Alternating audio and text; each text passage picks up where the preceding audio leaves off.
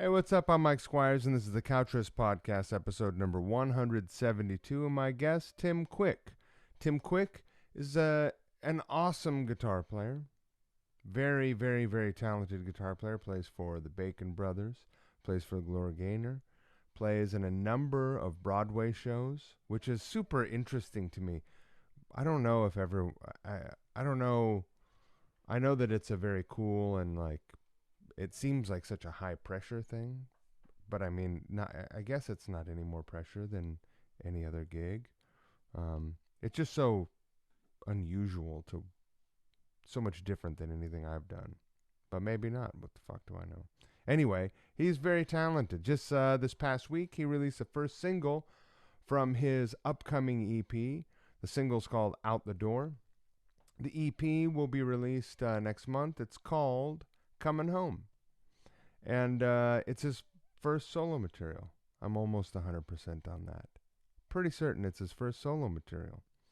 Um, and it really, really showcases what a versatile and capable player he is. He's great and strong songs. So go check it out. TimQuickMusic.com. He also shredded on "Run to You" by Bryan Adams for Couch Riffs, which is awesome. That was a great one. I one of my favorites. It seems like a simple song, but it's got an incredible feel. That was a real crack squad that I put together for that one. It was great. So, thank you so much. I hope you enjoyed this conversation as much as I did, because I loved it very, very, very much. If you're enjoying the Couch Riffs podcast or the videos that we're putting together every single week, please support us at Patreon, patreon.com/couchriffs. I have a very ambitious vision for what I want Couch Riffs to be, and I cannot do it if I cannot focus more time on it. And so, what Patreon means to me is a way forward to achieve that vision of Couch Riffs. So thank you very much to folks who have supported so far, who continue to support. Thank you. If you're considering supporting or you want to advertise on the podcast, go over there to Patreon. That's where you can advertise on the podcast. That's it. It's that simple. So, thank you. Also, thank you to River City Guitars in Spokane, Washington, rivercityguitars.com, at River City Guitars on social media. River City Guitars is a very cool little vintage, used, and just boutique guitar shop. Every day is a buying day. If you have a single piece, a collection, guitar, amp, effects, whatever, old bass, old keyboard, they may be interested. Every day is a buying day, as I said. Send them an email, sales.rivercityguitars@gmail.com. Include a picture of what you're hoping to move, or a number of pictures, detailed if you got them. Tell them I sent you. They're like family to me. Also, River City Guitars is going to be having one of these CN90 guitars from Marvin that I co-designed to celebrate the 100th episode of the Couch Riffs podcast. Here we are at 172. So they are one of 4 guitar shops that will be carrying that guitar. So check that out. Also, The Guitar Shop, New York City, has one hanging on the wall right now. You can go swoop it up. It's a rad guitar. You're about to see it in an unbelievable video. You're about to see this in some shit. Okay, so thank you so much for watching. Thank you for supporting. Thank you for sharing, liking, subscribing. You're great. All right? Don't forget the golden rule. Treat people the way you want them to treat you. And you see what that is? If there's 2 people and they're treating each other the way they want to be treated, scale that up and the world's a better place. It's just better. Don't be a dick. Hey, now. Can you hear me okay? I hear you. And do you hear me and see me and everything? Everything's working like a charm, they say. Sweet, man. Those I are the words love they the. use. What's that? Those are the words they use. They working like a charm. I've Working never had like a a charm. charm actually work. What does I that don't, mean? yeah, I'm more of like a Lucky Charms kind of guy, but whatever works. Uh, do you believe in luck? Um, Not really. I mean, I don't know. I believe in God, Yeah. so I mean, but in terms of like luck, I think I As a never really person thought of about it. faith, it would. I mean, if as a person of faith, it seems like luck would kind of be out the Yeah, right? I think I haven't thought too much. I've never honestly, I don't think I've ever actually really seriously been asked the question, "Do you believe in luck?" Um, I believe in hard work and the rewards that gets you, Yeah. and higher power and such. So What's the cliche that if uh, luck is preparation meeting opportunity or something like I that? think that's the thing, and I think that's pretty accurate. I think so. Hard work, preparation, meeting the opportunity. Yeah, I think that would make sense. a lot of people are born into greater opportunities, of course. Sure, sure. Um, so I was someone handled, like very much handed me my ass having a similar conversation in my very first podcast, Uh huh. which is funny Okay. because every once in a while I'll come back and touch on it and see Right. if because it was like, I mean, they didn't like chastise me or anything, but Right. Interesting. Well, I'll right. try not to hand you your ass or anything during the entire You would podcast. have to have very long arms. I would have to have insanely long now that I'm down in Nashville and you're still in New York. So Yeah. yeah, How's Nashville? Nashville's great, man. Nashville's awesome. The only real complaint is just the occasional tornado warning. No big deal. That aside, I absolutely love it down here, and my family does, and everything's going really well. So Nice. I can't complain. How's everything up in New York? It's great. We live in the Hudson Valley, Okay. and it's lovely up here, but we have ticks. I think they have ticks down here. They have chiggers. I never knew what a chigger was until I came down here and they told. I haven't seen one yet, but I've been told of them. I don't, yeah, I don't like bugs that will bite you or burrow into you.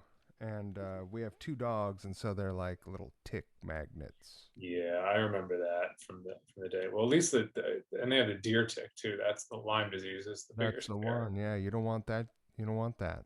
No, not You don't particularly. want that flowing through you. Here, this is Oh, hey, pup. that's Mr. Big, huh, Mr. Big? Do you want to say hi? All right. Good job. Good What's up, job. Mr. Big? I like the name, man. I always like the band, Mr. Big. Yeah, dude. Okay, let's get right into it. I Sure. want to hear a lot Okay. because I feel like you are gonna have some fun and interesting stories to tell. Uh, Um, I will try not to disappoint. I can't guarantee, but that's okay. I've been wrong before. I could be the most boring dude ever. You never know. I doubt it. Um, it's so Mr. Big is a rescue. This guy here. Okay. His name technically he came to us as Biggie, and Okay. we call him a lot of things. Big Lover, Big Punisher. Big guy. Yeah, yeah. Um, but I first and affectionately called him Mr. Big because of course, the band Mr. Big is great, Sure. stacked high with Sure. intense talent. Hmm. Um, And the song Mr. Big from I don't remember the band. There's another band. There's the band that the song Mr. Big came from, is it which is Mr. where Big Mr. stuff? Big. What's that? Old soul song, Mr. Big stuff. I don't know if no, it's a song called Mr. Big. I can't remember the band that recorded it. I want to say like Free or something like that. Been Free or like uh, Humble Pie or something. There, Yeah, something like everybody. that. And it's a great song. And that's where the band Mr. Big got the name Mr. Big from. And actually Mr. Big covered the song Mr. Big on one of Mr. Big's on one of their albums or whatever. Mr. Big by Mr. Big. Mr. Big doing Mr. Big by another band who I can't remember who it is at this point. Well, someone is listening and they're furious. They're just like, I'm already disappointing fans and people at whatever. this Yeah. point. If I concerned myself with disappointing people, I would couldn't even get out of bed. Mhm. um, That's right. but when I listen to you like shred the guitar, Uh-huh. clearly you have some affection for uh, what fell by the wayside in the '90s, by and large. Sure. Yeah. I mean, I was the dorky kid that was 10 years too late in the 90s. I was like listening to Mr. Big and like a lot of the 80s rock bands and all that sort of stuff through like the mid 90s, way after the cool factor of those bands How wore did that off. how did that music reach you as a I young guitar player? It reached me through MTV, back when MTV actually played music videos. I'm of that generation when I can still remember when MTV played, music videos 24/7, basically. So that was a big influence on me, just as a young, even before playing guitar. That was just influence on me as a young kid or whatever.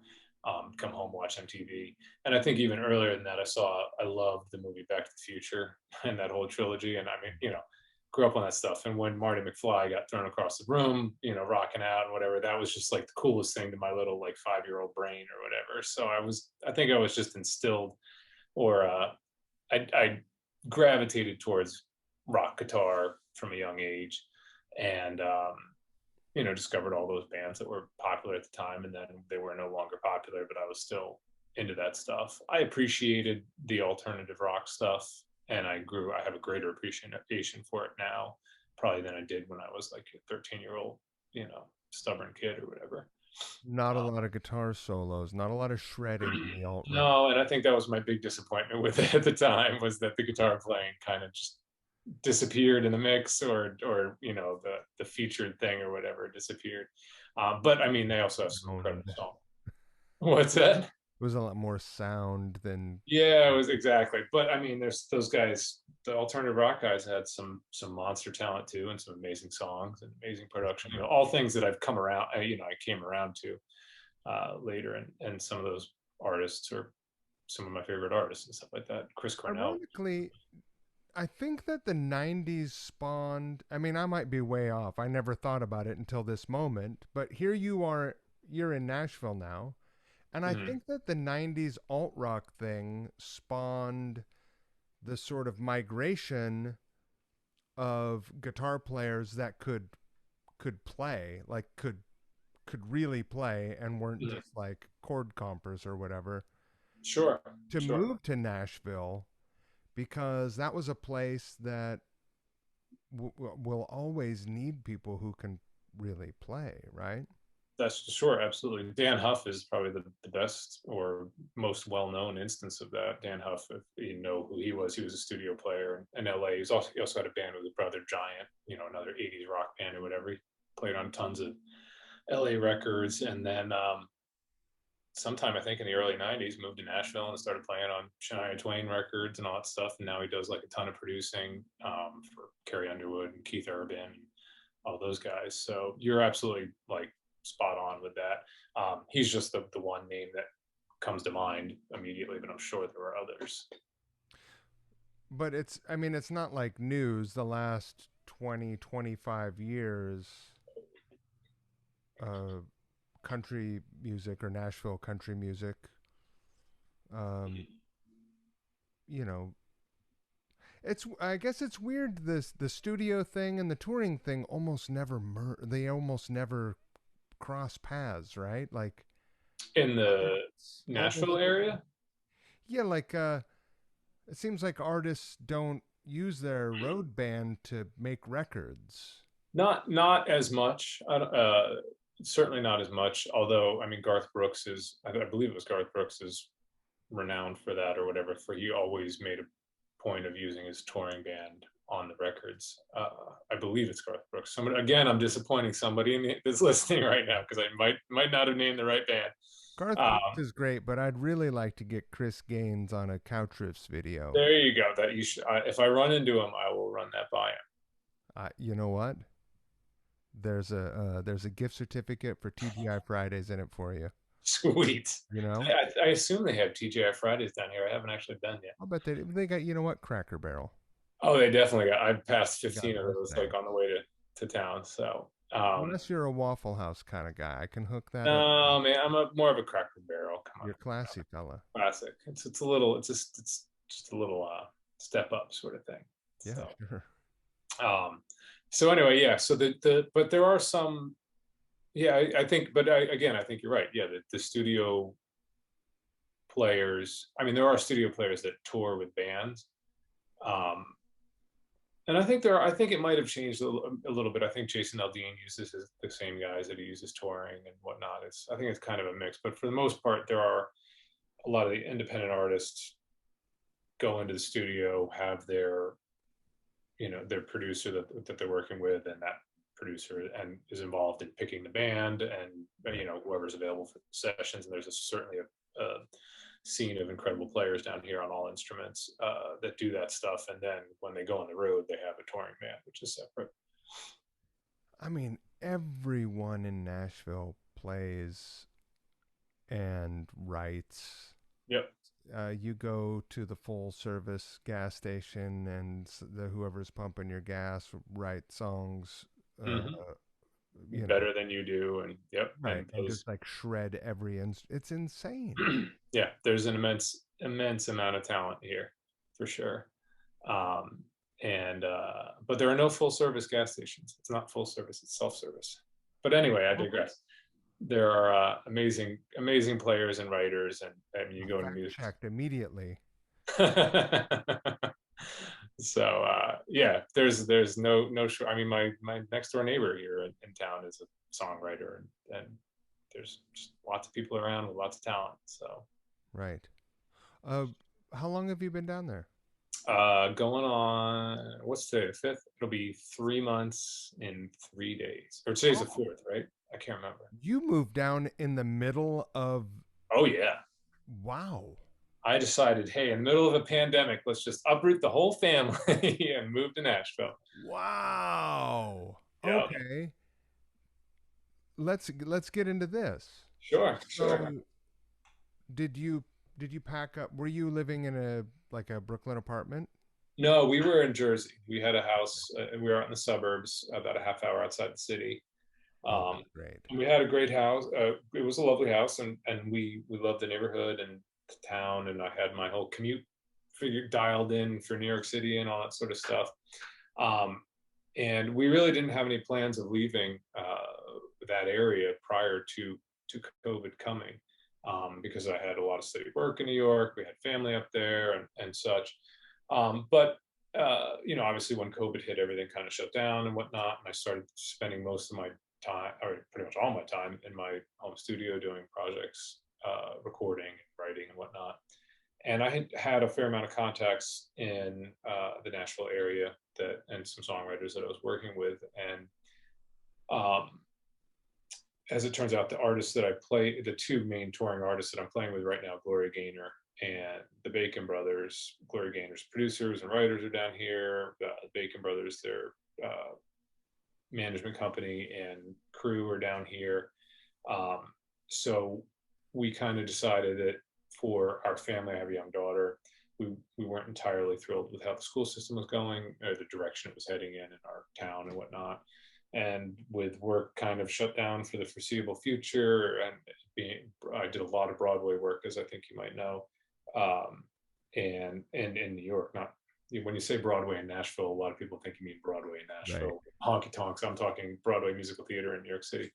But that not being really a super viable income option for the foreseeable future, we decided, well, we could stay here and pay astronomical taxes and do what I'm doing at home, or we could move to Nashville and pay much less taxes and do what I'm doing and hopefully some more, and just have a different kind of quality of life sort of thing. So we decided to make the change and put the house on the market. And selling a house these days in early 2021 or late 2020, early 2021 is very easy. Finding a house is very hard. Right. But we were fortunate that we got a place that we're really happy with in a great neighborhood, and we really love it down here. Uh, that's amazing. So, did you s- did you sign a long term lease, or did you buy a house down We there? bought we Oh, you bought a did. house. Oh, Yeah, good for you. yeah. So we're in it. Uh, right. This is no temporary shift. I mean, I guess you could always sell that house. We could. I mean, obviously buying and selling houses is not something that people really enjoy doing, unless No. you're a realtor. Not really something that you What? enjoy doing. It's stressful. It's the absolute worst. Moving is the absolute worst. Which we had said when we bought our last house. We intentionally bought a house that we could retire in, because or see ourselves in until retirement, because we didn't want to go through the whole moving thing. But obviously 2020 brought a whole lot of change that nobody ever saw coming. Surprise. Yeah, exactly. So, but I have actually, I mean, I already have some a flight booked to be back in New York for some stuff. So there are Nice. I will be back in New York periodically, and I've made it clear and hope to be back often. But for the family, we're going to be settled down here for now. That's amazing. Um, okay. I want to back up to the 90s. Okay, way When, back. yeah. Well, maybe the late 80s. You were watching MTV Yeah. and you were seeing Skid Row and Guns N' Roses Oh and yeah. And all uh, those bands. Yeah.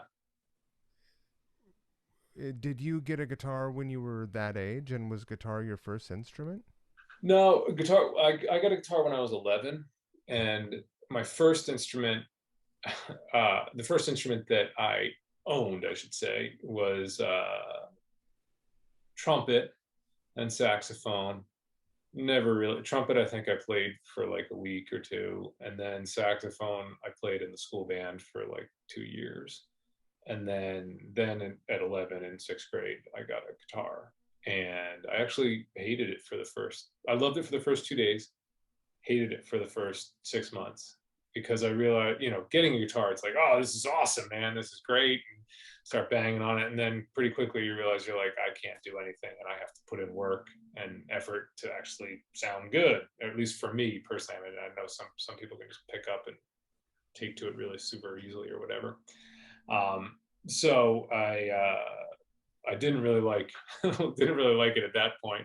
But my mother, after my playing saxophone and trumpet and doing soccer and baseball and doing all these things and starting and stopping and starting and stopping all those things, she's like, you're going to take guitar lessons for a year. And or maybe it wasn't a year, maybe it was 6 months or whatever. And at the time, my best friend had gotten a guitar basically right around the same time, and he was the kid that took to it and immediately started playing like Metallica songs and Right. sounded cool and whatever. So after 6 months of my dilly dallying and not really liking playing and hating going to guitar lessons on Saturdays, I just got tired of my best friend just sounding good and me sounding like garbage, and I was Your like, friend was John Mayer, right? yeah, yeah, exactly. No, he wasn't John Mayer, but so I started practicing, and once I put my mind to something, as my wife will tell anybody, then there's no getting it out of my mind. It's just kind of like tunnel vision, and that was pretty much it. Within like I started practicing every day religiously for at what started out a half hour and ended up going up to 5-6 hours and whatever, and then just Oh, kept those are practicing and exciting practicing. times, right? What's that? Those are exciting times. Oh yeah, exciting. I mean, I wish I had 6 hours to practice still. I just, back when you're, middle school, high school kid, it's like get out, other than the schoolwork thing, get that out of the way, and you can just do whatever you want. Well, that So first that first month, your fingers just hurt, yeah, totally. Yeah, and it's hard to, you feel like your fingers are being they're contortionist. Yeah, totally. And then the calluses thing, that takes more than a month. That takes Sure. there was a time there was the only time that I kind of got burnt on guitar in my life and didn't want to really touch it or do anything was after my first semester or first year in college. I came home and I was just like, I don't want to play. I don't want to deal with this. Forget it. I took a month off and I will never do that again because I lost my calluses. And it Right. took me like another like 4 months of like intense pain to get them back to where I wanted them. I'll at least like I'll just walk around with a file and file off my fingertips or something to keep them going. I remember reading in one of the guitar magazines in the 80s. I think, I don't remember who it was. It might have been Clapton. Hmm. Says that he would wear a rubber glove on his left hand when he showered, What? latex gloves, so that his calluses wouldn't soften. That's pretty weird. What, do you just not wash your hand then? Little extreme. Well, I mean, you'd have to hold it up in the air so it wouldn't get wet or something. I Yeah. don't know. Seems a That's little extreme. Also, I might have the character off, but yeah, it might not have been Clapton, but again, we're disappointing. But it could be yeah, I don't know, that's pretty extreme. But guitar players, as we all know, they can get a little wait, extreme and are you excessive trying to tell me that guitarists are obsessive? as I'm sure as most people listening to this know. Do you remember what the turning point was? Because there's always that thing where you're like, you have your guitar, you're like, everything kind of sounds crummy because even if your guitar is perfectly in tune, you're pulling the strings and it sounds out Hmm. of tune. Eventually, you get that part sorted, right? Right. And then you're learning either using tabs or you have someone to help you learn Hmm. stuff. And then you actually start to recognize the tunes Right. and chord sounds, right? Do you remember the song that was the turning point where you thought to yourself, that sounds like the song? Um, it was probably a I don't I don't quite remember the name of the song. It was a Def Leppard tune. I think it was like In Through the Night or something, or it was on their first record. On Through the Night? Was it On Through the Night? Is On that Through Def? the Night? Maybe I haven't. I couldn't even. If you put it on right now, I doubt I'd even recognize it. Right. Um, but I remember that one was one of the really early ones that I learned, and also like Seek and Destroy by Metallica. That's Dun, dun, that's dun, dun, dun, dun, dun, dun, dun, dun, dun, yeah. dun. I probably drove my mother insane with that one. Um, those were some of the early ones that I remember learning and whatnot, for sure. That's great. What were you learning on?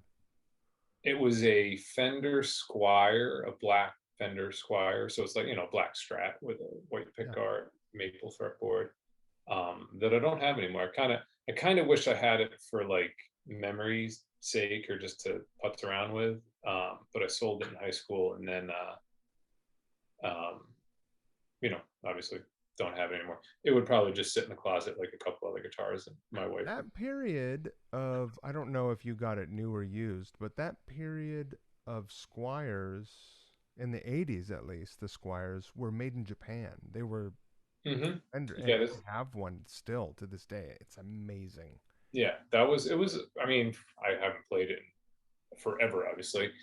It was a pretty good start guitar, good Yeah. starter instrument. And I actually, and for, although I have and play multiple different guitars, Gibsons and strip Fenders and all that sort of stuff. Um, the Strat still that shape, I don't know. It's just kind of a guitar that I gravitate towards more than the Gibsons, probably because I learned for the first couple of years on a Fender Strat style guitar. Right. Did you ever have a super strat? Like a Floyd and the whole thing? I had an Ibanez art. My next guitar, my second guitar, was a bright blue with a black pickguard Ibanez RG 550. Yeah, baby. Do you still have that? No, and I wish I still had that one because that one, I mean, it was a good guitar because it was we're talking mid '90s, early '90s, something like that. it was like kind of before they like redid their RG series to something different or whatever it was. So it was a great guitar, but I sold that too. Uh, and I wish I still had it just to have like a good shred style guitar, because I actually might acquired my best friend's RG 880 or whatever it was. Um, but it just doesn't have the same vibe as the 550 or whatever it was that I had. And it's just not in blue. It was black. His is black. The blue thing was just Can't tolerate that. seriously, yeah. So yeah, so I don't have that, but that was a super strat that had the two humbuckers, a Floyd Rose, Lyson bridge, locking tuner or locking nut. Had, I think the neck was like, about pencil thick. It was so, super thin, super sleek or whatever. Like I think they Built called it. to shred. Yeah, to totally help you. Which it's exactly to help you shred. So it was a fun guitar. There's some embarrassing photos of me with it back in the day, but I don't have it anymore, sadly. Did you have guy liner on? No, no guy liner. There was a period I had to wear guy liner for Broadway, but that's a whole different story. So Yeah, that's a whole other thing. that was an employed, paid to do it, wear guy liner. There were no guy liner because by this point it was the '90s. I wasn't that uncool wearing guy liner and walking around with a bright blue guitar. At least I just had the bright blue guitar. You So had a flannel. I did have a flannel. I definitely had. I was so confused. I mean, I'm still confused, but I was really confused then. So it's always interesting to me because when I was a kid and learning to play and sort of getting my thing together, I had such a single-minded idea of what it meant to be a successful or a professional even musician. Hmm. Like I know plenty of professional musicians who aren't necessarily successful depending on how Sure. you measure success, but as I got well, I mean, who am I kidding? I was in my 40s before I realized, oh, you mean I could do a bunch of different things and still and put it together and Hmm. be successful? It never occurred to me. You already seem a lot smarter than I do, but uh, It's all it smoke and never mirrors. it never occurred to me that I could do all of the things, Hmm. until much later. Right. I was like, no, I'm going to be in an original band. Sure. That's it. I'm going to get a record deal. Yep. Disappointing. Hmm. And you know, that's how it's going to go down. Sure. And I remember meeting folks who were playing who like started playing for other people or they had cover band gigs and I Hmm. just thought like I remember the first time I heard someone say, "Oh, I I write and record music for commercials and I make," and this is in the 90s. If you did that in the 90s, you made Oh, you so made much money. yeah, you made bank. Yeah. And I remember thinking, why would you waste I'm in my 20s. Why would you Right. waste your time doing something so soul sucking? Sure. The truth is because it's better than selling fruit at the Pike Place Market, you're making money playing music. Right. When did you realize that having a diversified career was the way? Um, I think I very much understand and relate to what you were saying, because when I was coming up as a kid, I grew up in New Jersey, so not far from New York, but I was a little farther out. I didn't have a whole lot of musical people in my life other than my guitar teacher and my music teachers in school and whatnot. And I never really, like you said, I never really thought of all those different options. One thing that I did immediately, pretty early on, take to was the concept of a studio player. And I was the kid that would always read through the liner notes and see, who this guy played guitar, pedal steel acoustic, produced it, did the programming, blah, blah, blah, whatever. And I was always kind of like, oh, so that guy's kind of really driving the bus in this band or on this album or whatever. And I would see the same names, whether it was the producer or the guitar player on various records and stuff. And I always kind of wanted to be that guy those things. So I always kind of aspired to and kept my mind open to various styles of music because I want to be the guy that could play, like called up and play a blues solo on this tune or play like a rock solo on this tune or the acoustic guitar, whatever. And that served me really well in that it just prepared me for a diverse career in the sense of at least understanding different styles of music and being able to play some different styles. Certainly not, I'm not an expert at all of the styles, but I can, get by in a handful of different styles, reasonably well or well enough to accomplish the goal. And then, I mean, even in college, I didn't really see. I mean, I knew, sure, there were people that were songwriters, but that never really seemed to make. Similar to you, I was like, how would you make money writing a song? Like, unless you write the song, like, I'm not gonna write, I don't know, whoever the Ozzy's next song or whatever. I just never really thought of it. You never know. You never know. But when I was 20 years old, I said no. I didn't think I would. But I thought it was the same thing. Get a band, get a record deal, go on tour, make that. That was the thing. And then, so after college, I put together a band, wrote tunes, went on tour. We didn't get a record deal, but we did a lot. And I realized pretty quickly, I was like, I'm spending money to be a musician this way. I was teaching guitar privately. And for the first handful of years of my life, actually through college, I was teaching guitar. And then outside of college, or after I graduated college, I did a lot of teaching. And that was how Did you study music at college? I did. I studied music. Actually, I studied music business. Wow. At a school called William Patterson, which is a good small state school in New Jersey. So I studied music business, but I also minored. When you study music business, you have to play an instrument and take lessons. So I studied jazz, and you have to. You had to, at that school, yeah, you had to also play an instrument and do private lessons and ensemble and music theory and all that sort of stuff. You couldn't go study music business and be a manager. That's crazy. You could go down the road of being you could become a manager when you were done if you wanted to, but you had to play an instrument. At least I think that was the case. Yeah, or maybe that was the case in my specialized version of the minor. But what ended up happening was I ended up doing a really diversified curriculum where I was studying music business, which covers all the music business stuff like touring and management and record deals, all that sort of stuff. Publishing, all that stuff. So I got an understanding of that. You also had to take business classes like accounting and marketing and law and ethics and stuff like that. So that was good to learn about. And then you also had to take have a house now, and other people don't. Well, the reason I have a house now is because I have an amazing wife who is very hardworking and very supportive. But I do at least contribute. I think I paid for the door, so that's good of you. Yes, exactly. And then you also did music classes like theory and arranging and private lessons and stuff like that. So I studied jazz guitar because at the school you couldn't study rock guitar.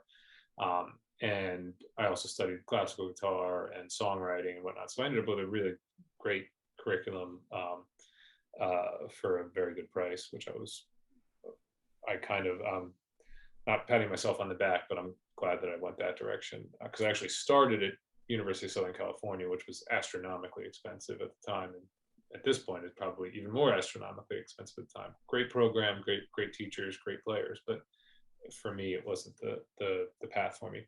So anyway, we got way off on a tangent. Graduated, playing in the band, teaching guitar privately, and I realized that I'm losing money playing in this band, and I'm spending all my time. I'm spending probably about 80% of my time doing stuff like booking shows, dealing with merch stuff, traveling, dealing with all that business stuff, promoting the shows, all that sort of stuff. And only about 20% of my time, like writing music or recording, playing or whatever. And I wanted to be spending 80% of my time making music and 20% of my time doing the business stuff. So I was like, yeah, that's the dream, sure. And I think even once you get to, even the biggest artists out there are probably doing that same percentage. Maybe it's 70% and they have whatever, but you got to be on top of your business stuff. You can't just be writing the music. So I decided I was like, all right, I'm going to go start trying to do like flip it around, do sideman work, be the hired guy, which was kind of like the studio thing.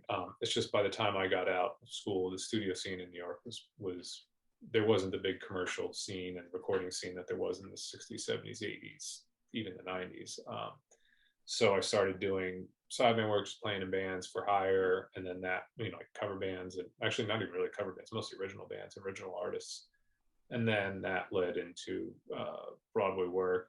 And I also, so once it was really during the Broadway period of time where I was playing, that the great thing about working on Broadway in New York is that you basically have your days free, because you're working for 3 hours at night or 6 hours on the weekend, whatever it is, and you have all this other time. And I was like, I want to be spending this time productively making music, whether it's writing and recording music or doing session stuff at home and whatnot. So I got my home studio together.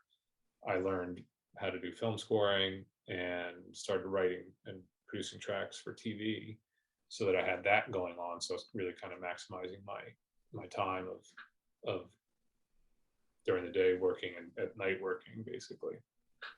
And that was kind of what led me into producing and songwriting and whatnot. Some Broadway shows have matinees also. Did you have any, or were you on Sure. any shows that were two-a-days? Yeah, every show in New York, at least prior to COVID, and I would imagine once everything gets settled back in, it will be the same. Runs 8 shows a week, so they generally will do two of those 2 days out of they'll run 8 shows a week, 6 days a week. So there will be one full day off, and 2 of those 6 days will have doubles, meaning there'll be a matinee like 2 o'clock on Wednesday and a 7 o'clock on Wednesday. And on Saturday, there'll be at 2 o'clock and an 8 o'clock. So all the shows have that 8 show schedule. It's just some days, some shows are closed on different days or have doubles on different days. Tell me about the first time you walked, because there's no rehearsal, right? You like Correct. you learn everything and you walk in Yep. and it's like go time. Yep. Exactly. Tell me about your first experience walking into a gig doing a Broadway show, because it must have. Did you get But to observe first? yeah, the way my I kind of fell into Broadway, and I was very fortunate to fall into it, and I am very thankful and appreciative that I did. There's a lot of musicians and players that go to school wanting to be a Broadway guitar player or musician and pursue it, and that's how they get into it. I fell into it because of the show Rock of Ages, which was a show based on all of the music was 80s rock Right. tunes. So it was like perfect for me, because there was me going Very back to, nice. going right back to what I grew up learning or whatever. So for that show, the band was on stage in wardrobe, which is where we get to the guy liner thing, Nice. with wig, because you needed to have long 80s looking hair on that show, and I do not have long 80s looking hair. And so on stage, memorized wig, wardrobe, and you also have specific moments where you need to be in certain spots on stage. And there was even in the part that I subbed for guitar one, which was Joel Hoekstra, held the chair full time. Joel's a phenomenal player, and Yeah. White Snake now, and was with Night Ranger at Night the time. Ranger. So the way that it works is that Broadway hires a band full time, and then those guys can sub out. So Joel needed sub a sub guitar player, but he couldn't just use like your traditional Broadway player that's used to sitting in a pit and used to playing, being great at playing a multitude of styles. But most of those guys are not 80s rock shred guys that can go on stage and run around They're and do that guys that whole sit thing. down with a music stand in front of them. Right, which there's absolutely nothing wrong with. That's takes a phenomenal amount of talent too, and I know and revere many players that can do that. So because I had been playing around in bands, my name was passed from one of the other band members to Joel, and that's how he asked if I'd be interested in subbing. I said sure, and I went and watched it. And first of all, the show was hilarious. And Joel is an insanely good guitar player. Um, Yeah. but so I watched it for I think I watched it probably like 6 times and practiced the music and memorized it over a period of like 5 weeks or something like that.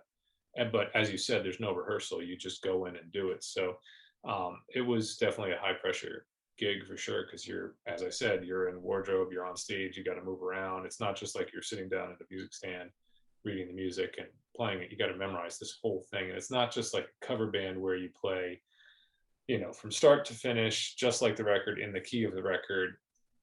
The song, I mean, it's got medleys, it goes back and forth between tunes and different keys, And you got to sell it. and you got to sell it too. Yeah, you can't just stand there, twiddling your, or well, you can't twiddle your thumbs playing, but can't just stand there, in your own space. You got to. Not some shoegaze thing. It's an 80s rock, Oh like, yeah. bombastic affair. Exactly. Yeah. So it was all about bombast and completely over the top, and it was so much fun to play, and it was a great experience. Terrifying, I think, to a certain extent, the first time I How did did it, the but first gig go? it went really well. And it went really well. They were really happy with me. And I'm always hard on myself, so they were like, I can remember this one lick that I know I didn't nail, and still to this day, and we're talking like 10 years ago.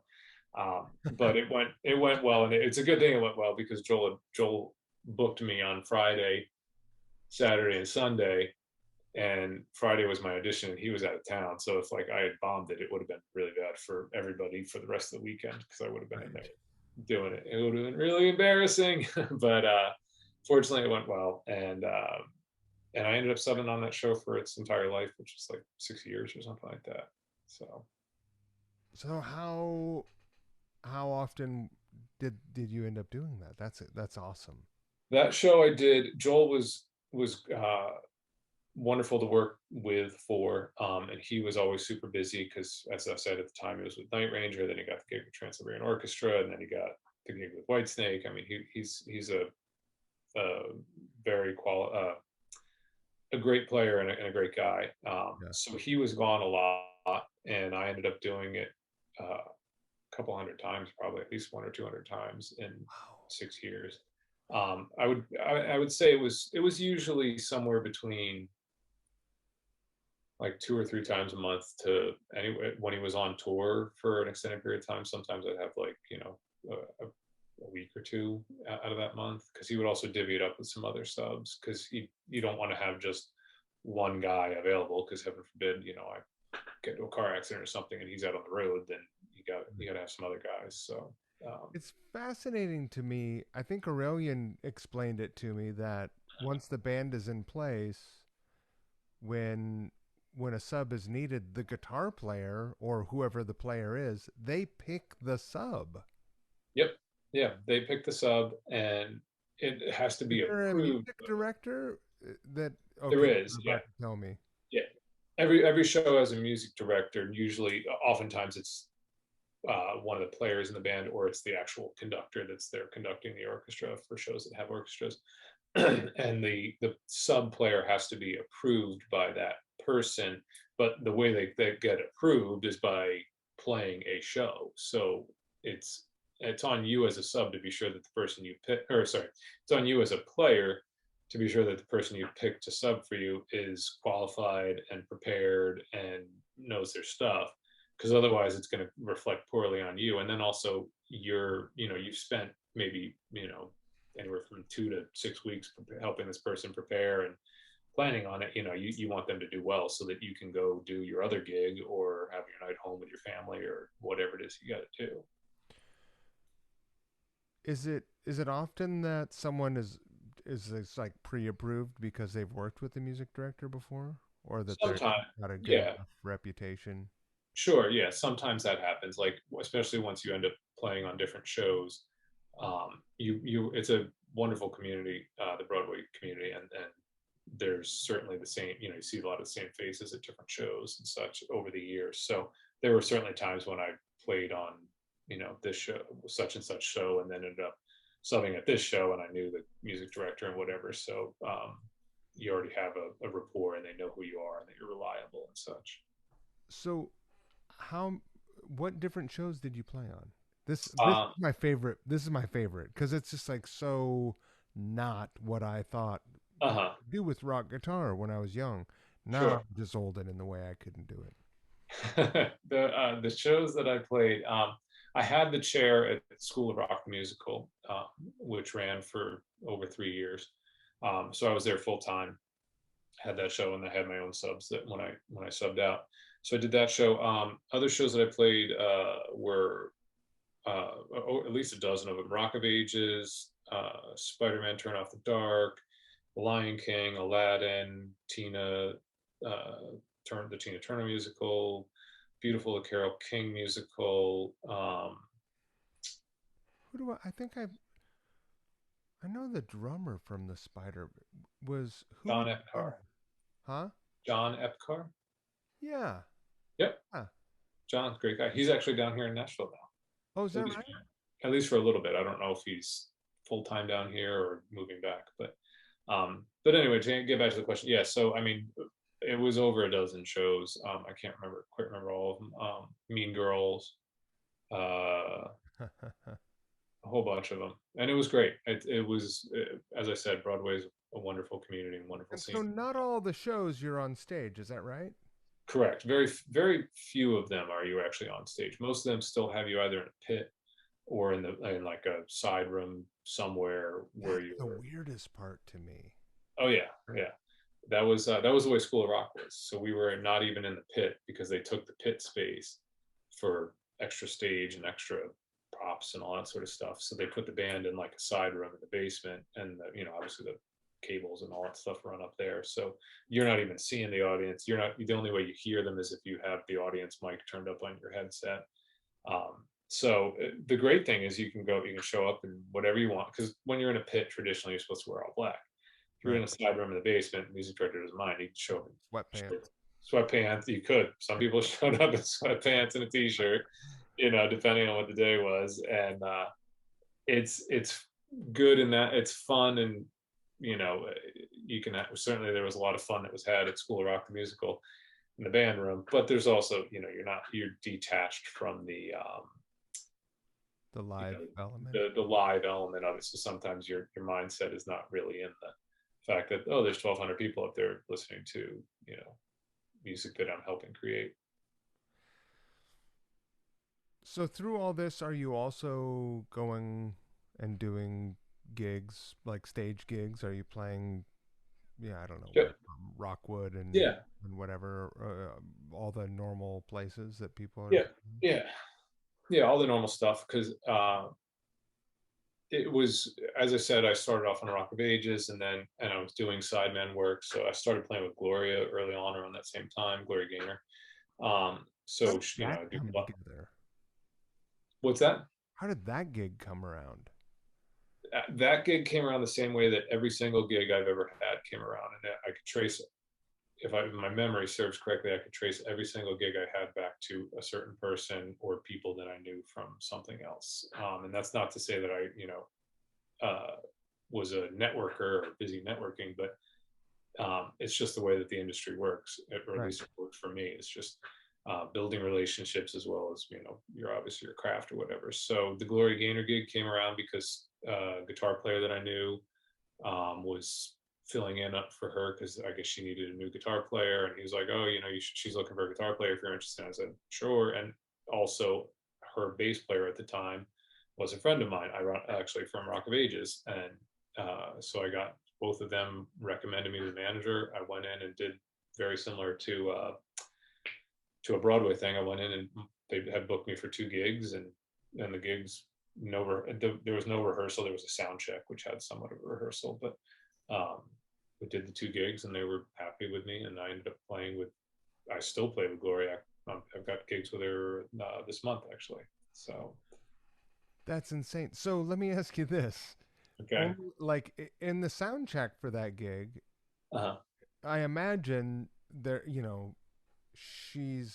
perhaps I'm wrong.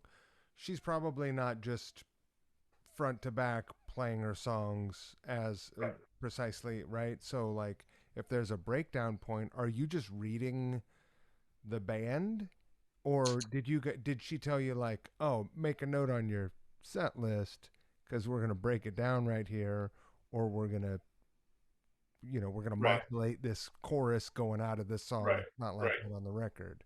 Now, the way that her band works, she has a music director. Mark Barron has been her music director for years. He's fantastic. He actually played on my EP, and is a good friend of mine. So that gig, or previous music directors had created charts for all the songs. Okay. So there's charts, so you knew that, and I had it. So I had the charts ahead of time. I had MP3s of some live shows that she had done ahead of time, so I knew what the arrangements were and what the what the necessary sounds were and parts and all that sort of stuff based off the recording. So I was prepared um, for that because I had all that stuff and I put in the work to be prepared for it. So when we did the sound check, it was basically, just ran through a couple tunes, and then, Mark asked if there was anything that I wanted to run through, and I don't remember off the top of my head because it was 10 years ago, but we ran through a couple of tricky spots and then did the gig. How long are these shows? And how much the, preparation did you have to put into that? It's probably at least an hour, right? for the Gloria Gaynor show, Yeah. yeah, it's generally she does anything from a full like 90-minute show to like stripped down shows where she'll do like 45-minute or half hour depending on what the gig is. If so, she'll do a lot of private shows too, where she comes in and does just like 4 songs or whatever at a party or something. So Right. Wow. um, yeah. So how much preparation and how do you prepare? Like I guess you've got the charts. Right. Yeah, you have the charts, and you can have the charts on with Gloria's show. You can have the charts on stage. So I'll have them on an iPad. So it's you're not. There's nothing wrong with having a music stand. Lots of people still use music stands, but I prefer the sleek look of an iPad where most people don't even realize it's there. Right. Um, so I have an iPad with the charts on there. Do you have Um, it mounted on a mic stand or do you have it down on your pedal board? I mount it on a mic stand. My eyes aren't good enough to mount it on the. Yeah. I would need an iPad Pro zoomed in to Yeah. read it off my pedal board or whatever, and my head would be down, like looking down at the ground the whole time. So I mount it on a mic stand, but it's pretty low, and most people won't even really see it or notice it. So So quick pause on that subject. Have mhm. Are your eyes getting worse? Because Yeah, you're getting old, buddy. You're not as old as I am, but you're getting old. they're getting worse. They're not terrible. I mean, I've since high school worn glasses for distances. Yeah. And it's gotten to the point now where like when I'm in my studio working on the computer, I need to have my glasses for the studio computer. So, but I still, if anybody's watching, I don't know if people watch these or if you just use the audio. I don't wear glasses full time yet. Right. So These are full-time readers. So I have contacts and these on because I can't read my phone if I don't have them on. It's crazy. they look good, man. I like them. Yeah, I'm going for that like 1982 Miami rare book dealer look. it looks I it think I looks good to nailed me, it. man. Nailed it. Um, so for any of these gigs that you have, are you using a modeler where there's a little screen? And how do you deal with that with your eyesight? Because that's something I think about and worry about. Like, Right. am I going to wear my readers on stage and am I going to be able to see, Sure, sure. like a preset or whatever? Yeah. No, I don't use a modeler for any of my touring stuff. The Broadway stuff, they use a lot of modelers because none of the Broadway sound people want to have screaming amps, tucked in a closet or whatever. So they'll use Right. fractals or Kempers. Uh, for my touring stuff, I personally still prefer an actual pedal board. So I have a couple pedal boards that I use for different gigs of various sizes. So I'm not reading too much little tiny screens. But even with the little, I do have a fractal floorboard. You program it ahead of time so that you have it figured out, and it's as long as you can see the big lights and stuff, or the big lights over the buttons and whatnot, you're pretty good. Right. So that hasn't been too much of an issue. On these fly-in gigs, because I imagine you do a fair share of fly-in gigs. You fly in with the guitar too and your pedal board. Yeah, generally speaking, for like the Bacon Brothers, I have a pretty big board that gets checked. It's in a Pelican case, and flying with a guitar on my back. They'll rent some things because they use the Bacon Brothers set is very diverse. It'll go from electric guitar to acoustic guitar to 12-string acoustic guitar to mandolin to ukulele. So like I'm not going to show up with a truckload of stuff at the airport. So they rent a lot of like they'll rent the acoustics and the mandolin from a backline company in You town if ever it's a use one of them line six things that does all the different sounds? I want one of those I things. think I used some Line 6 stuff back in the day, but nothing hardcore. A couple of the pedals and whatnot. I don't think I've ever actually played the like the variacs where it like I changes. want one, man. Because for what I'm doing, it's perfect. And for certain things, it serves a purpose and it serves it well. Yeah. So that's great. I'm a minimalist, and like if you can't see, but the amps that I have in my room have like if you get past 5 knobs on an amp, it's like getting too confusing for me. I'm like I want it straight and simple. I want a distortion pedal with 3 or 4 knobs that I can just easily tweak. Once you get into like the digital stuff with all the different things, it starts to get a little crazy. I do it because it's a necessity, but I am not Mr. Computer Man with Are you programming. precious about the backline amp that you get, or are you like, just give me the Fender Blues Deluxe and I'm fine with that? I'm particular in the sense that I want it to work. I want it to sound good. No, You know, that's helpful. there's there's plenty of backline amps that I've used that don't work very well or don't sound very good. Most of the time, I'm pretty simple because I'm a Fender amp kind of guy. So a Fender Hot Rod Deluxe or DeVille is fine for rental. A Fender Twin is okay too. You can Although I get those prefer. in any town. Yeah, you can get those Every exactly. You backline can company's yeah, got one, you yeah. get them in any town. I've gotten them in Mexico and almost any town in Mexico, but that's also where you run out of working amps, as I found in Mexico, depending on what city you're in or town. But yeah, so I fly in with pedal boards, and with Gloria's gig, it's great. She, most of it's clean stuff, so I fly in with a guitar, a pedal, analog man King of Tone, which has 2 distortion buttons on it, and a wah wah pedal, and I'm good to go. Oh, I just remembered you have a you have an 800 combo. I do. I That's love what it. you used in the video, am I correct? I think so. Yeah, yeah. I believe that was the one I was using. It's a 1983 JCM 800 single 50 channel, watt, 50 watt. Yeah, the best. it is screaming and killing. It's all over my record. That amp, I have 3 main amps that I use in the studio. That amp, a Homestead HS50, which Homestead is the amp. It's if anybody ever watches Government Mule or Warren Haynes, the red amp that he has behind him is a Homestead. It's a small company boutique builder, and it's a killing amp, and a Tyler. Tyler makes these great like Fender Princeton clones and some other matchless clone things, and they do it really really well. So, but yeah, the JCM 800 is just killing. I've let so many good amps slip away, Uh-huh. and I had a 50 watt, like the single channel 50 watt Hmm. 800 head Yep. is one of them. Yeah, I'll never part with the thing. The only I wish sometimes I wish that I'd gotten ahead, but when I was at the shop, I got it at 30th Street Guitars in Yeah. Manhattan, I don't know, 20 years ago or 15 years ago. The heads that they had in stock just didn't sound as good as the combo. So I went with the combo because it sounded better. And the thing sounds amazing. Having it as a head would make it easier for sessions and stuff like that because it's just more portable. But um, I could always have it turned into a head if I want to at some point. But You know what? The world is your oyster. exactly, I just need to have the money to pay for it. uh, so did you write all the songs? So you have this EP. I do, I do, and you have the EP actually. I do. I listened to it all day today. I hope you enjoyed it. I very much enjoyed it.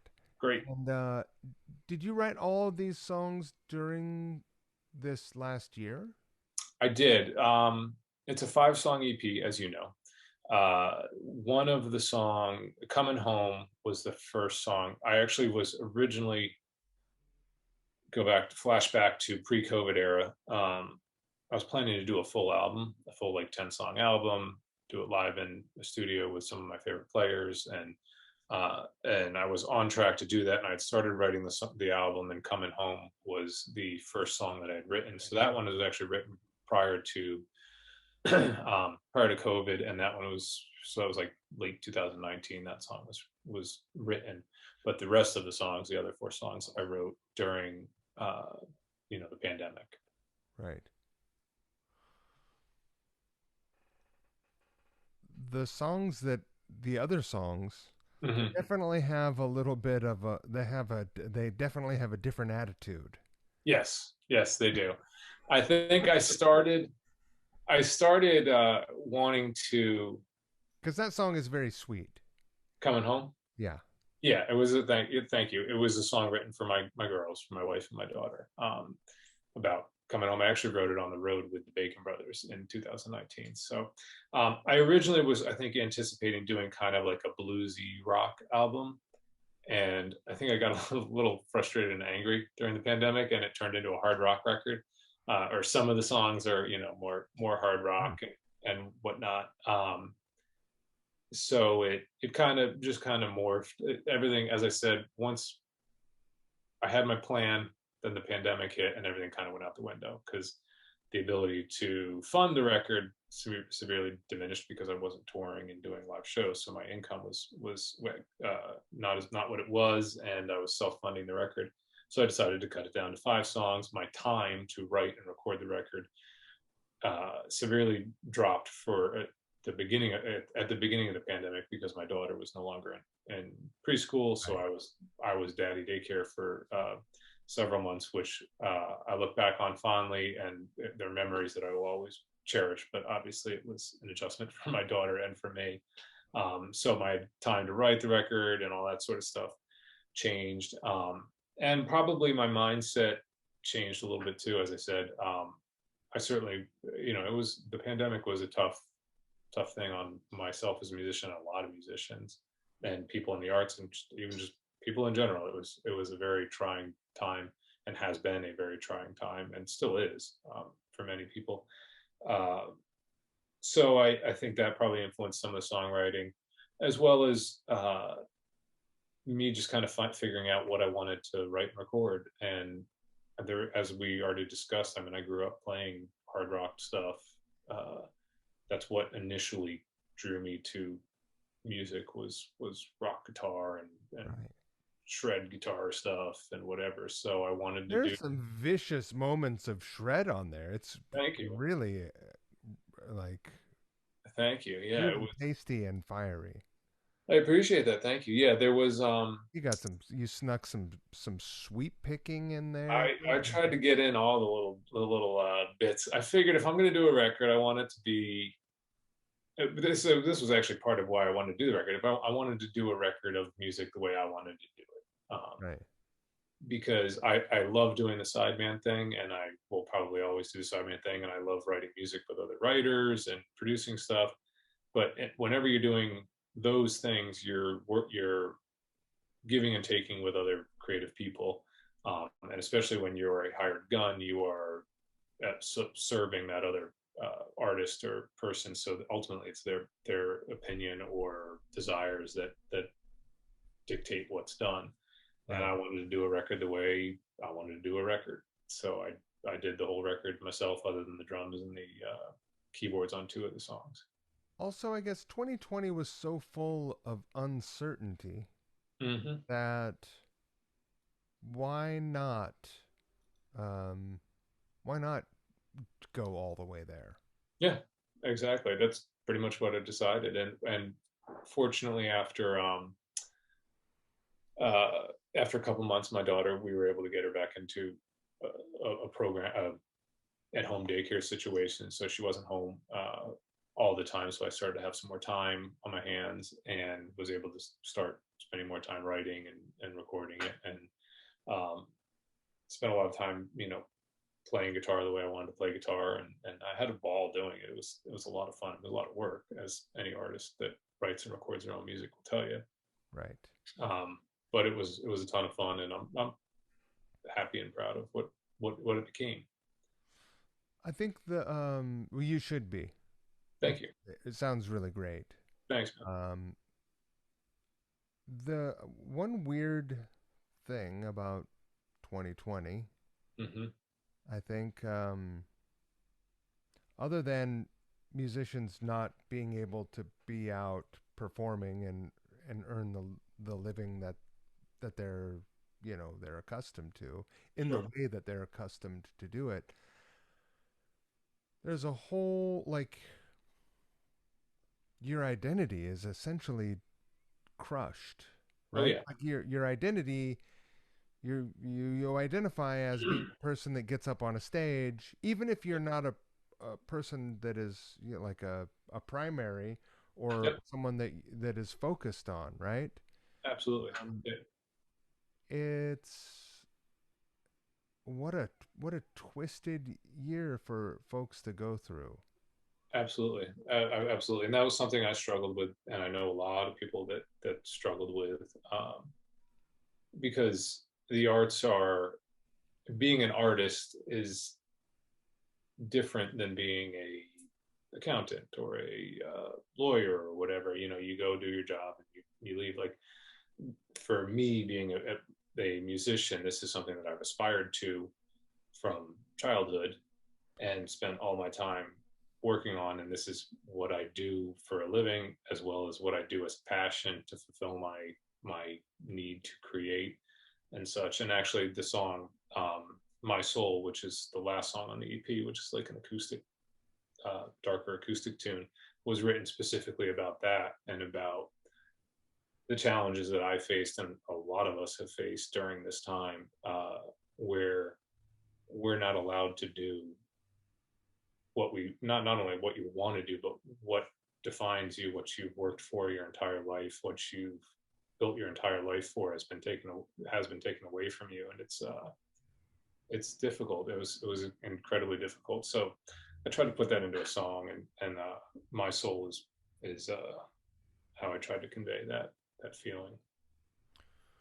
Are there, outside of songwriting, and and getting obviously more time with your family, Sure.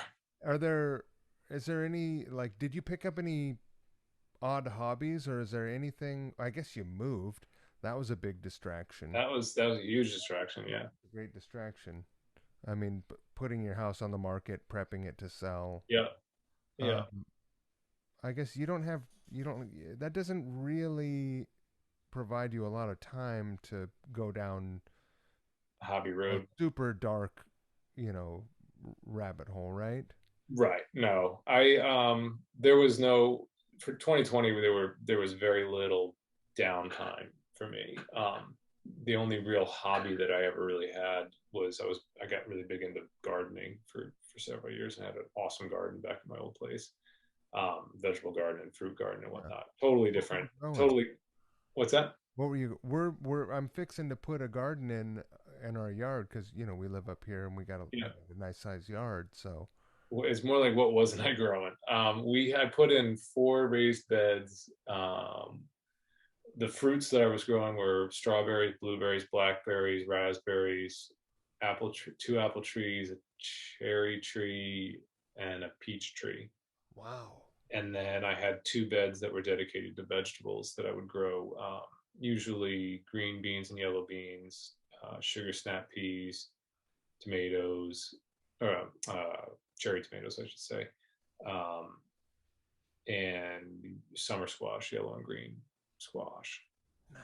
And I think I did peppers last year, and there You was do something kale else. or spinach? You do any I green? did I did kale and spinach the first year that I put in the garden, which was actually the same year that I had my Hit daughter. entry point. Yes, and it kale. I will, if I do a garden down here in Tennessee. I will not do it either. Kale. I learned quickly that I wanted to only plant things that were easy to pick and clean. and Right. kale and spinach and the leafy greens, as much as I love those things, you have to literally go through like every leaf and make sure there's no bugs or critters or whatever. Yeah, yeah, You would spend, so you could pick it real quick, but you would spend 45 minutes to an hour trying to clean. And I was like, I don't have time to do this. So I always tried to pick things like summer squash or tomatoes or, green beans that are just easy to clean and you can see if there's a bug or a critter on it or whatever. So, Let me ask you this, because yes. this is a conversation my wife and I are having. Why did you choose to do raised beds and not? Hey, I got another dog. You see, I uh, hear. one Is of that them crying. Miss Big? That's Rosie. Rosie. Yeah, Okay. Another good um, box. Rosie and Mr. Big. Yeah. Nice. Uh, Nice. was there a reason you went with raised beds, or you just wanted to be able to use soil that you got that was, from whatever from the nursery? Right. Right. The reasons it was a couple fold, twofold probably. One, yes, you're right.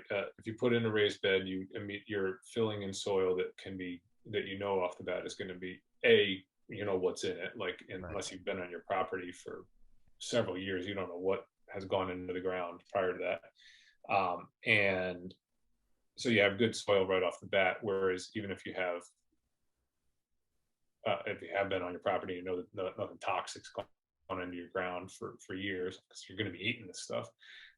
You want it, it can take years to build up the soil, so it's good and healthy. So there's that, and then there's just I'm very organized and neat and structured, and I like clean lines and all that sort of stuff. So building a raised bed is very neat and organized, as Yeah. opposed to, and it's easy to keep the weeds out and definiate or definiate. That's not the word.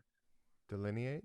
Delineate what is where the garden starts and doesn't start and Right. such. So that's why I went raised bed.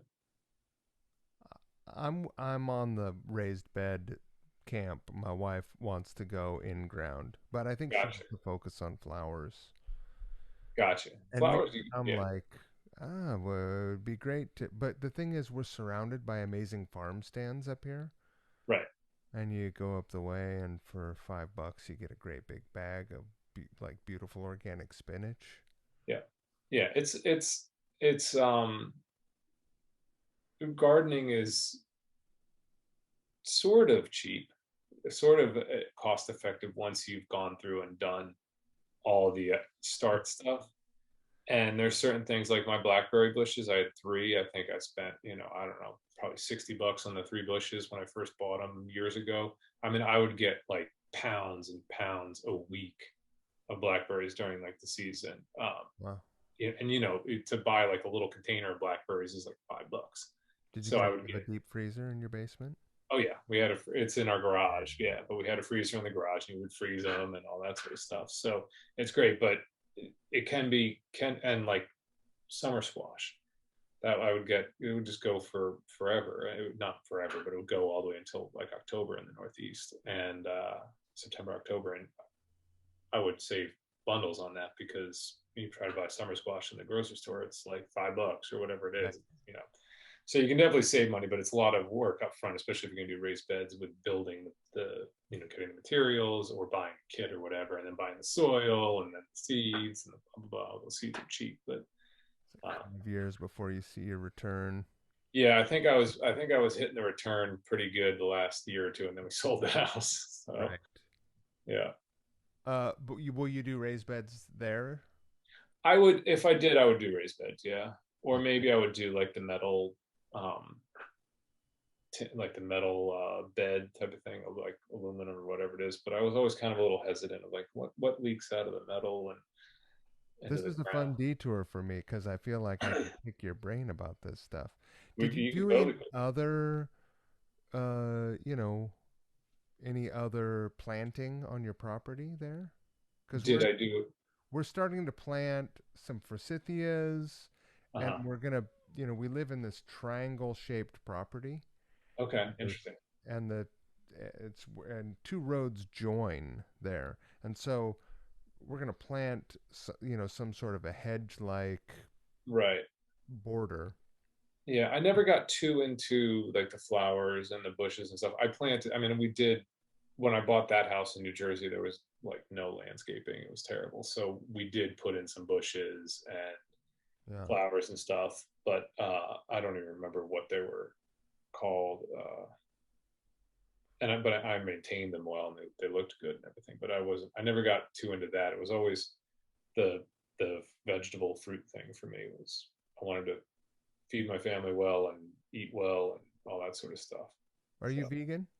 no, no, I eat meat Yeah. and such, but I just knew also that the price of of organic stuff is so expensive, and to grow it organic, as I said, eventually the cost return thing really comes back. But it's also a ton of time. You have to account for how much time you're going to spend, because if you have a decent sized garden, you're going to be spending some time in it every week.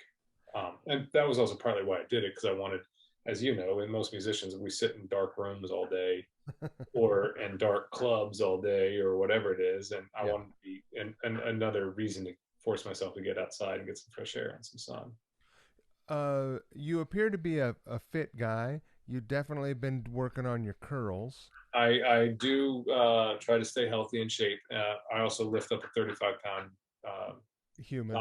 girl human periodically, which helps with the the keeping in shape, although it kills your back. But When you're on the road, do you make a point to go walk around a town and explore the town, or are your responsibilities keeping you close to home?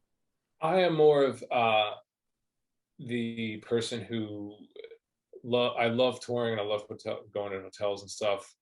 I like to take advantage of the quiet time to practice, write, record, whatnot in a hotel, and then go out at night or go out for dinner. Assuming it's not a show night. If it's a show night, obviously you're going out to rehearsal or the sound check of the show or whatever. But I tend to explore a little bit. Like I'll find a good restaurant, or depending on what band I'm with or whatever, we'll find a good place to go eat dinner. But most of the time, like if we get into the hotel at 10 a.m. or noon or whatever it is, I tend to go to the room. Are you Do hitting the hotel gym? Yeah, totally. Especially on the road, because you have you're flying, Hitting traveling. so You're much, like, yeah. Yeah, you're eating. Even if you do your best to eat healthy stuff, you're eating out all the time, and you're not getting a ton of exercise otherwise. So yeah, I try to hit the gym. A great travel day for me is get to the hotel early enough to get some practicing in, or wake up in the hotel, get some good healthy breakfast, do some practicing, some writing, recording, whatever I can do in the room, hit the gym, clean up, go have a nice dinner, and either do the show or go have a nice dinner and go out with the band guys if it's an off night or something like that. So Right. And what about at home? I just lost a bunch of weight, which is good great. for you, man. Very good. Great. Well, I'm not patting myself on the back for getting really fat. 'Cause, Okay, well, you can pat yourself on the back for losing the weight then. yeah. It'd be a lot cooler if I never gained it. But do you have a routine when you're home for? For working out or just in Yeah. general or working out? Yeah. Yeah, I alternate cardio day and like free weight day. So one day I run, and I don't run an insane amount of miles, like 2 or 3 miles or whatever, just to get out and run and get some fresh air. And then the other day I'll do like free weight stuff. I have back in my old place in the garage, we had a weight bench and treadmill and free weights and all that sort of stuff. I have all that stuff. I just haven't set up my garage yet. So for the past couple months, it's mainly been, resistance stuff, bands, Right. core strengthening, that sort of thing. Have you always been a runner? Um, yeah, pretty much. I mean, I started running. Not, I never did track, because by the time I got to like high school, I didn't do any sports. I knew I just wanted to do guitar, but I would run, a couple times a week or whatever, just for exercise. So for whatever reason, I was always um, relatively conscious, and I grew up playing sports prior to the middle school, playing Yeah. baseball and track and wrestling and all that sort of stuff. So I always I'm blessed with a good metabolism, and I don't know if it's because I exercised and worked out when I was younger that the muscles just know how to get back to that. But I tend to stay, and I take care of myself. I eat healthy and work out and exercise still, but um, I know some people have certainly struggled with, have a harder time than I do with that sort of stuff. So Have you had any knee or like ankle, foot, knee, or back issues from running? I had a knee issue that bothered me for a time when I was outside of college age, like in my early 20s. And but I was doing a lot more running at that point, and I was also doing trail running.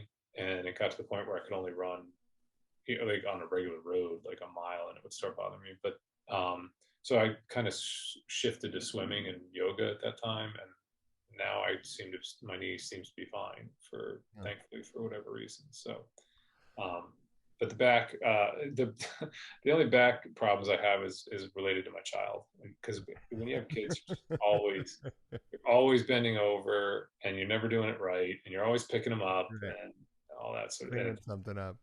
yeah, or cleaning something up, exactly. So prior to having a child, my back was never really that bad, and not that it's bad now, but it aches Yeah. more than it used to.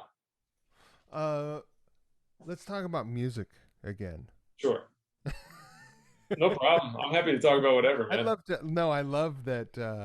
I love it when people are fully willing to go wherever. Sure, yeah. Um, you have such a diverse set of skills. Mhm. What was the first instrument? Because I see hanging behind you a mandolin, and then Yep. that's not what is that? It's not a banjo, is it? I mean, it Oh, looks like a banjo, but it looks like a banjolin or something. it's a banjo. It's a tenor banjo. Okay, So a tenor banjo is only four strings. It doesn't have that little half fifth string. pathetic thing. Yeah, that annoying thing that just gets in the way if you don't actually know how to use it. Right. So yeah, so there's a banjo, a mandolin, there's a ukulele in a closet somewhere, and then a bunch of guitars up behind me as well. What was the first instrument that you were like, I'm going to explore this because this will be helpful to my career? And how many instruments do you feel comfortable uh, Playing. playing? Yeah. I mean, oops, sorry about that. The first instrument was piano.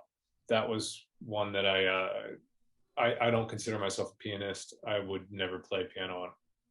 I shouldn't say never. I have played piano on gigs, but I don't consider myself a pianist. And whenever possible, I have somebody else who's more qualified do it if needed. Um, but I learned piano in high school as secondary to guitar, as well as voice singing secondary to guitar, Yeah. because I knew that they would be good and helpful. And then also bass guitar. I mean, I got my first.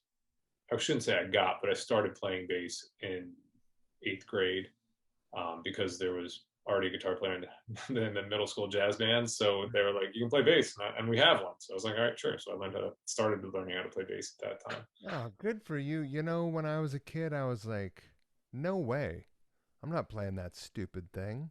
Now, now it's my favorite. Now all I want is a bass gig because Bass is fun, man. Bass is great. Um, I love it. yeah, I mean, I wish I could play better on the bass. Uh, but yeah, so bass, but then once I started doing the Broadway thing, it became immediately apparent, or I was told that oh, you should get your what they call them doubles up, meaning start learning some of the doubles because on Broadway you're expected to be able to play. If you play guitar, you should also be able to play mandolin or banjo or ukulele. Um, yeah, those are kind of the main ones or whatever. So I got a mandolin and was started learning how to play mandolin. And then when I got the Bacon Brothers gig, they actually have a fair amount of mandolin on a couple of their songs. So I started more seriously working on mandolin, still work on it. And then banjo. When a show when I would learn a show that had an instrument that I didn't have, I'd go buy it and learn how to play it for that show. And banjo was an example. I don't remember. I think it was Newsies was the show that I was subbing on. And that Mandolin had is the weirdest instrument. I have one, mandolin. the second one that I've ever owned, Yep. but I feel like Yeah. feel like Hendrix, only not talented. It's all flipped over, Oh yeah, it's Basically, all flipped over, and the string it's so tiny, especially if you're if bass is like your favorite instrument, or like this. It's just like have these sausages for fingers, yeah, it's a beast. And then you go watch some cat that really plays it in a bluegrass band. You're like, oh, forget it. That's just insane. It's I always say I have a love and hate relationship with it. I love it. It hates me, but um, I work hard on it, and I'll keep working hard on it. So. Do you feel pretty good on the mandolin now? Um, I feel no, I still don't think I feel pretty good on it. To be honest with you, I play it. Uh, I play it on sessions when I need to, and I played it on some shows when I need to. I play it with the Bacon Brothers. They have at least 2 or 3 tunes, and they've actually on the last record I played mandolin on that record, or I played guitar and mandolin on the record.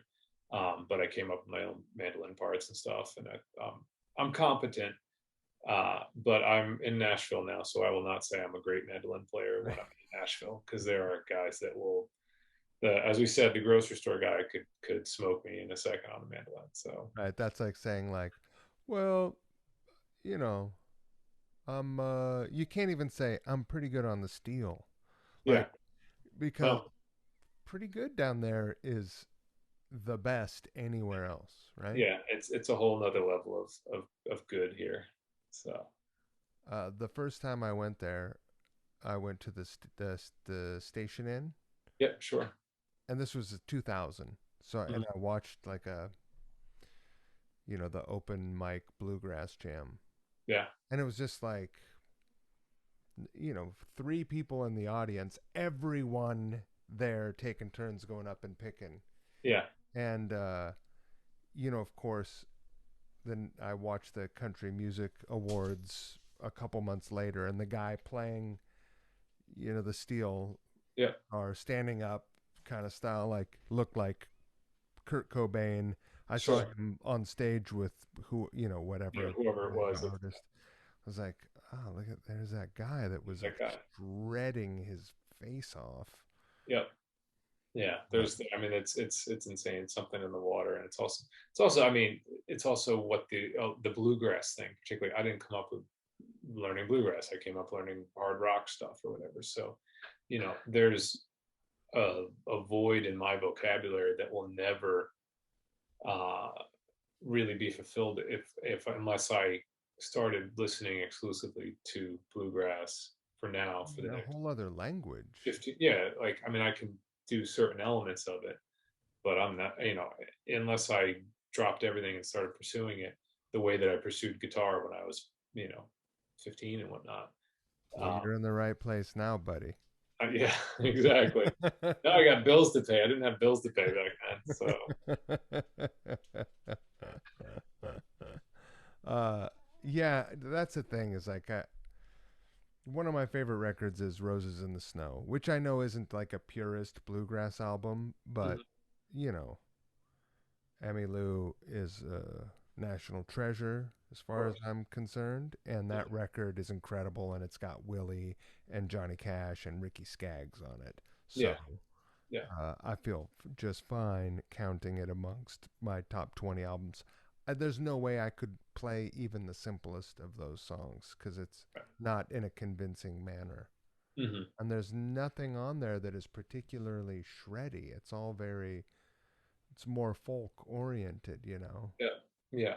And But it's the ideas that they came up with and put down on that record is it's a mindset thought process thing. You can get closer and closer to it as you learn and absorb and study and do all that sort of stuff. But like it kind of reminds me of, it doesn't really remind me of this, but like there's a lot of studio players that are just beasts of players, but there's some guys that do things, and as a shred guy, I'll listen to it and I'm like, I could do that, that's easy or whatever. But it's like, but could you come up with the part Right. that so beautifully and perfectly accompanies that song, and could you play it as convincingly as that person with that sound? And that's what a lot of studio stuff is. You listen to a lot of the top country stuff that's going on right now, and some of those, there's certainly parts and playing on those that are just phenomenal and insane, especially like the country bluegrassy-ish sort of stuff. But a lot of the pop stuff is just like, oh, that's so easy, and it's like, well, if it was that easy, then you could go do it, but or everybody could be doing it. It's like, oh, that song is so easy it's 3 chords and whatever. And it's like, well, yeah, but it's a really well written 3-chord song with really good lyrics And with an incredible feel. oh yeah, exactly, incredible feel and it's when you look at a hit song, you're like, oh, that's easy. I could write a hit song. It's like, well, go try and write a hit song and let me know how it works out for you. It's Yeah. not as easy as just to put together 3 chords and Let me know what your mailbox is looking like, and exactly. yeah. So I have the utmost respect for the 3-chord songs onto the shreddy guitar players and tunes and stuff like that. So it's humbling, but it's also wonderful to be here in Nashville where so much of that great stuff's going on. What is the one element of either music or guitar playing specifically, or performing, or whatever, just one aspect of your career that you want to explore more, discounting performing, because of course nobody's really been performing in the last year. Right, of course. I mean, well, there's actually two things. There's on the guitar side, the country bluegrassy guitar stuff. There's I've been working on and learning and trying to get more into that, partly because there's so much of it down here, and I want to be comfortable uh, with it if I get called to do a country gig or work with a country artist or a session or something like that. And then also just because I think it's so cool. That stuff, that telly twang stuff is just awesome. So I've been working a lot on that, the guitar wise. And then as the on the music in general side, I've been doing a lot more writing and recording here and producing here in the last 3 months than I've been doing, particularly writing with other people, than I have in the last like 10 years in New York. It's just a different thing down here. The songwriting scene is wonderful, and there's so many great writers, and I've been welcomed very kindly into a lot of writing sessions and such. Oh, that's Um, amazing. so yeah, so it's been great. So I'm hoping to pursue more of that writing and producing um, with different artists and such. Nice. I'm gonna be in Nashville in the first, whatever, the holiday weekend in September. Labor Day ish or whatever that is. Yeah, whatever. I don't know. The summer is bookended by Memorial and Labor. Right. I don't know which one is which. To be The fall one, I believe, is the labor, if I'm not mistaken. but But if you're coming down here, we got to hang out for sure. I'll be there just for a few days. I got a gig, Oh, sweet. which is fun. It's a birthday party. I was gonna say if I could, I'd love to attend the gig, but if it's a birthday party, and I don't know the person that's throwing the birthday, I probably can't I mean, go. it's on the roof of one of the things. Like, I think it's Okay, the roof of some feed something. gotcha. I think it's some sort of, Nashville Thing. rooftop bar thing. Well, we gotta hang out for I sure. don't We think gotta grab a that, drink. yeah. I don't think it's like Studio 54 situation. Gotcha. You Studio might have to 54 you might have to see tentative. me in a funny suit though. I think he's going theme party. Cool, Yeah. cool. But it's 80s, all 80s songs. Oh, fun. It's any shreddy stuff. It's all like, you know. Doesn't have to be shreddy. I love Yeah. that Bryan Adams tune that we did. Come on, man. That's Dude, by the way, before we part ways here, you really, by the time this comes out, the video will have already uh-huh.